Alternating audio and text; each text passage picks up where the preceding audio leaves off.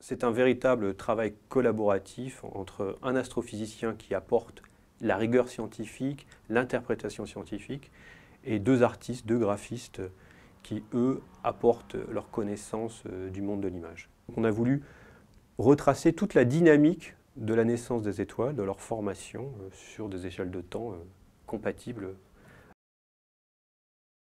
Pour voir en infrarouge, on doit aller au-dessus de l'atmosphère, tout simplement parce que l'atmosphère, pleine de vapeur d'eau, absorbe l'infrarouge, les rayonnements infrarouges de l'univers.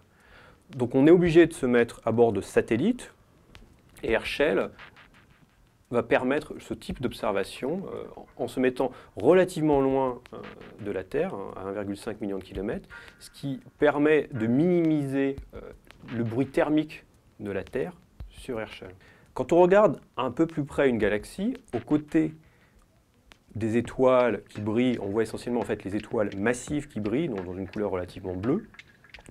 À côté de ces étoiles, on voit des zones beaucoup plus sombres.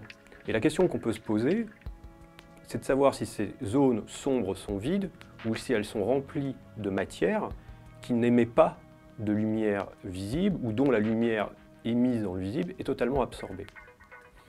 D'où l'intérêt d'aller observer dans l'infrarouge, car contrairement aux idées reçues, l'infrarouge dans l'univers ne mesure pas le chaud, mais le très froid.